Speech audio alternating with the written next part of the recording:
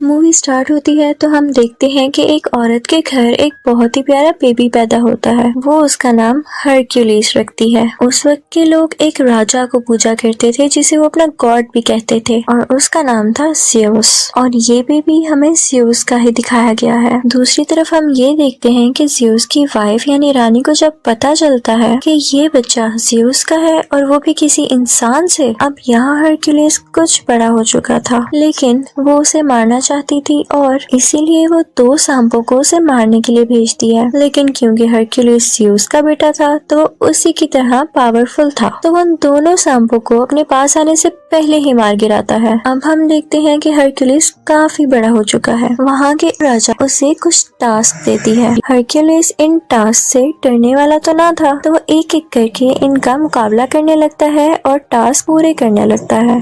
सबसे पहले तो एक अजीब सी क्रिएचर से लड़ता है और जीत जाता है। उसके बाद भी कई जानवरों से लड़ता है और उन्हें हरा देता है।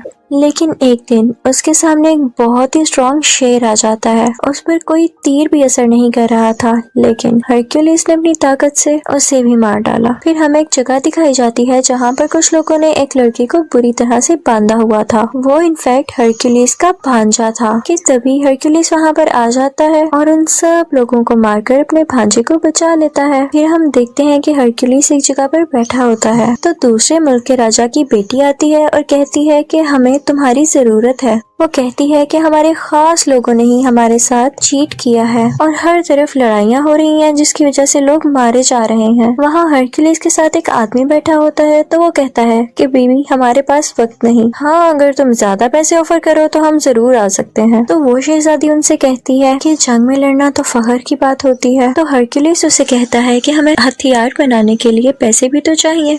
तो वो शहजादी कहती है कि मेरे बाबा यानी राजा बहुत अमीर हैं, तो वो तुम्हें बहुत सारा सोना दे सकते हैं। तो हरक्यूलिस मान जाता है और उसके साथ उसके मुल्क आ जाता है। वहाँ पर एक बहुत बड़ा स्टैचू लगा होता है जो कि ज़्यूस की वाइफ का था। तो शहजादी हरक्यूलिस को बताती है कि ये 5 साल में बना। यहाँ पर कोई भी नहीं यकीन कर रहा था कि ये वाकई ज़्यूस का बेटा है, लेकिन उस शहजादी के बेटे के लिए हरक्यूलिस तो कोई हीरो जैसा था।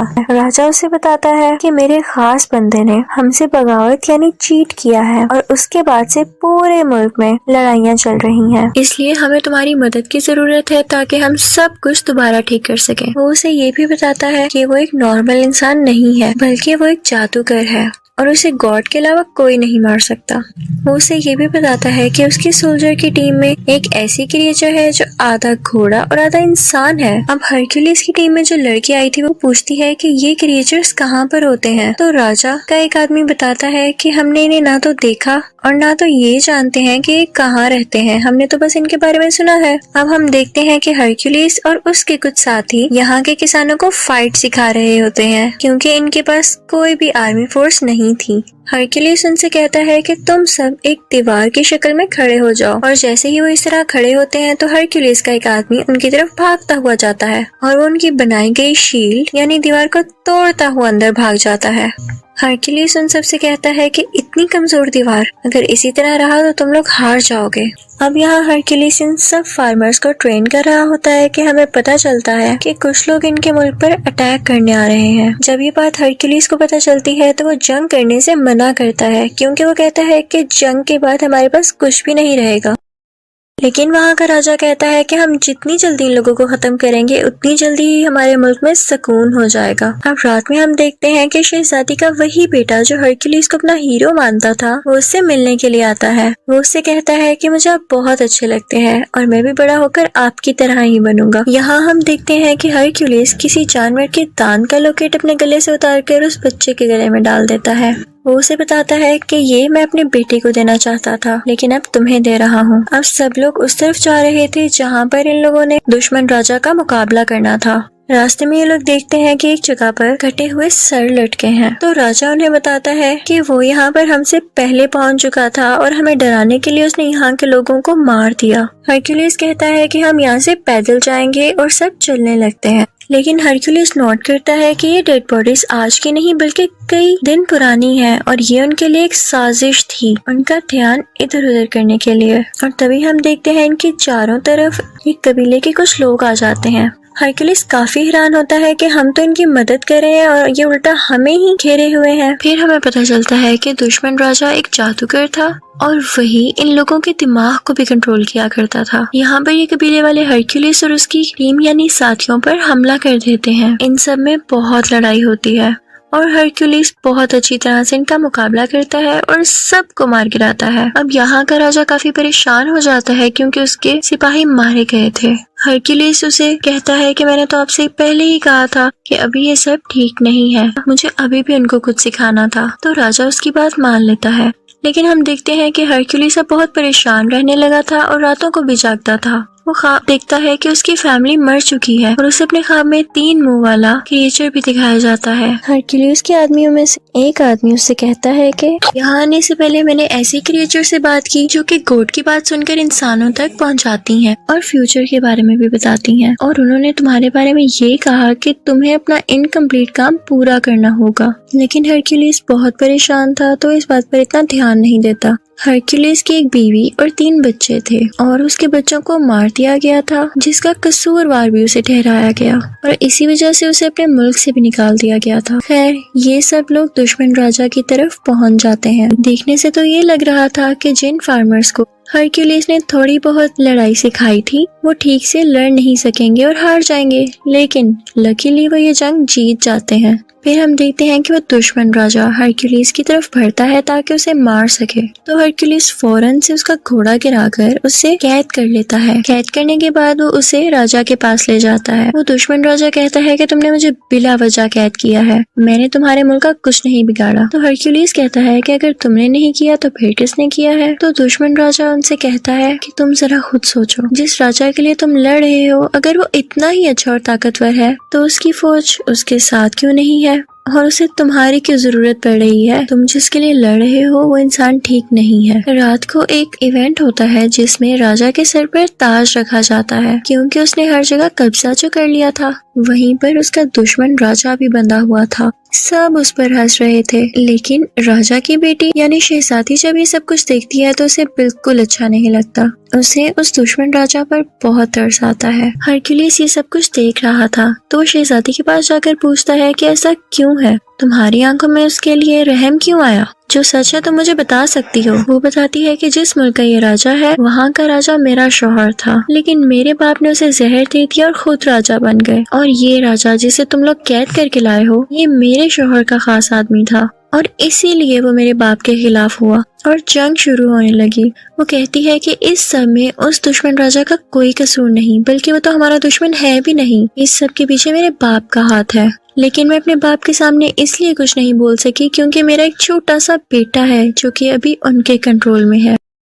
और वो उससे कहती है कि मेरे बेटे को यहाँ से ले जाओ और उसे अपनी तरह की ट्रेनिंग दो। यहाँ राजा का खास आदमी आता है और हरक्यूलिस से कहता है कि आपको राजा ने याद किया है। अब हरक्यूलिस राजा के पास जाता है तो राजा उससे कहता है कि मैं बहुत खुश हूँ कि तुमने आम इंसानों और किसानों को अपनी जंग के तरीके सिखाकर उन्हें जितवा दिया, और देखो आज मैं राजा हूँ। अब आगे से वो लोग दूसरे लोगों को लड़ाई के तरीके सिखाएंगे और आहिस्ता आहिस्ता मैं पूरी दुनिया पर कब्जा कर लूंगा, और ये सब तुम्हारी वजह से हुआ है, तो क्या तुम मेरे खास आदमी बनोगे? हरक्यूलिस सुनकर मना कर देता है तो राजा कहता है कि ठीक है, जैसे तुम्हारी मर्जी। ठीक है, मैं तुम्हें सोना देता हूँ और उसके बाद तुम यहाँ से चले जाना, और मैं राजा बन चुका हूँ तो मुझे तुम जैसे लोगों की अब क्या जरूरत है। अब हरक्यूलिस और उसके साथी वहाँ से अपना सोना लेकर चल पड़ते हैं कि तभी वो देखता है कि उसके आसपास गांव के लोग खड़े हैं। वो लोग काफी उदास दिख रहे थे। दरअसल वो नहीं चाहते थे कि हरक्यूलिस जाए क्योंकि हरक्यूलिस ने उन्हें रहने के तरीके जो सिखाए थे।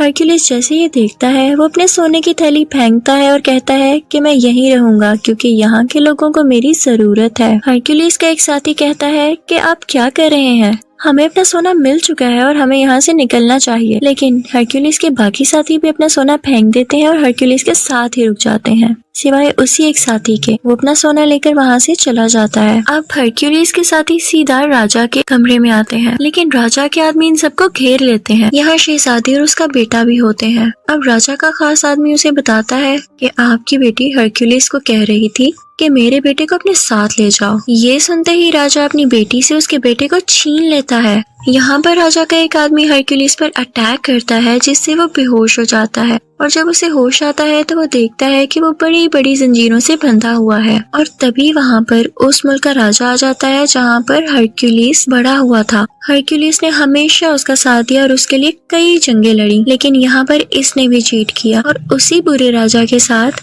एग्रीमेंट कर लिया कि हम मिलकर दुनिया पर कब्जा करेंगे। वो अपने साथ 3 भेड़िए भी लाया था और उनकी आवाज बिल्कुल वैसी थी जैसी हरक्यूलिस को ख्वाब में आया करती थी। वो सोचता है कि जब मेरी बीवी और बच्चों की डेथ हुई तब भी सेम ऐसी आवाजें मुझे आती थी, तो इसका मतलब इसके पीछे भी इन्हीं का हाथ था। हरक्यूलिस उनसे पूछता है कि आखिर तुम्हारा ऐसा करने के पीछे वजह क्या थी। तो उस मुल्क का राजा जहाँ हरक्यूलिस बड़ा हुआ था वो हरक्यूलिस से कहता है कि मुल्क के राजा हम थे, लेकिन तुम्हारे कारनामों और बहादुरी की वजह से सब लोग तुम्हारा नाम क्यों लेते थे। हमारे पास इसके अलावा और कोई ऑप्शन ही नहीं थी और हम तुम्हें भी नहीं मार सकते थे और हमने इल्जाम भी तुम पर इसीलिए लगाया ताकि उस मुल्क के लोग तुमसे नफरत करने लग जाए और सिर्फ हमारा नाम लें। ये सुनकर हरक्यूलिस को बहुत गुस्सा आता है, लेकिन जंजीरों से बंधा होने की वजह से वो नहीं हिल पाता।